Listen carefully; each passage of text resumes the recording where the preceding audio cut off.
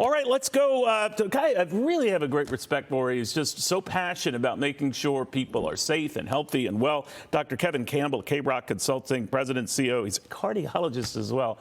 People this smart generally scare me. But anyway, doctor, it's very good to have you. I know your biggest concern has been whether we're rushing things, and you worry about the spikes in cases in parts of Eastern Europe, the big spike, obviously, in countries like Russia and China.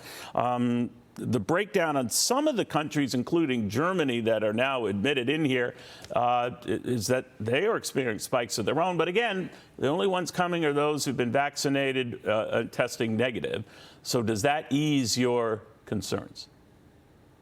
I think it really does make a difference, Neil. I think when we have folks that are vaccinated, I feel pretty good about them coming into our country and spending money here and seeing family and traveling and enjoying our beautiful countryside.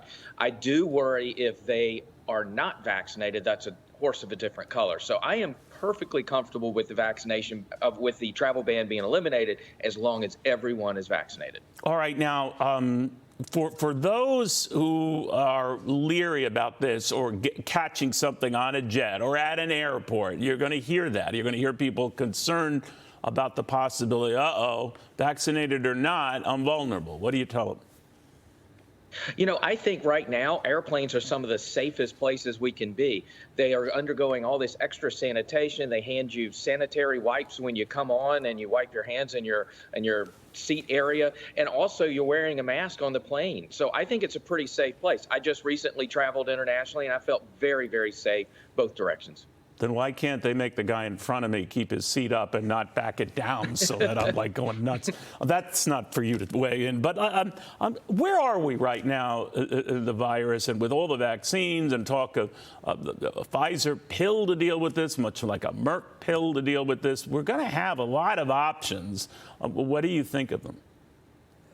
You know, the further we get into this, Neil, the more that I feel much more comfortable with the vaccine. I think the vaccine is the key to eliminating the pandemic. However, having these tools like these oral agents from Merck and from Pfizer that can treat the disease in people who are unvaccinated or vaccinated, who have mild to moderate disease, the data is pretty darn convincing. And I think you'll see that as our scientific community continues to do important research and do important studies, we'll have more and more tools. I think it still comes down to vaccination. You've got to get vaccinated, got to get your kids vaccinated, and make sure that you protect yourself and those around you. That's the key to eliminating this. You know, the studies are still in their very earliest stages, doctor, but as a cardiologist, some of them that seem to, focus on, heart-related, patients who are dealing with issues, with irregular heartbeats and the breast and some of these other conditions that seem to be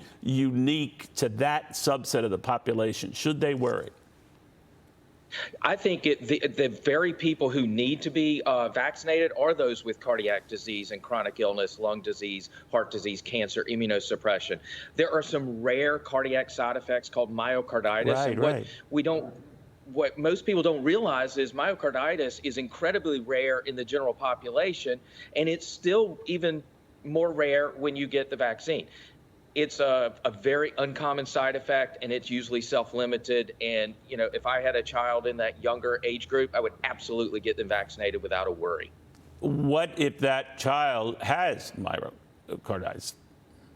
So if you develop myocarditis, we see most of these cases, again, very rare. They're self-limited. Many of them don't even need to come to the hospital. Some of them do. They may have shortness of breath or chest pain. We typically treat them with steroids or other drugs to help their heart pump more efficiently. Almost all of them resolve.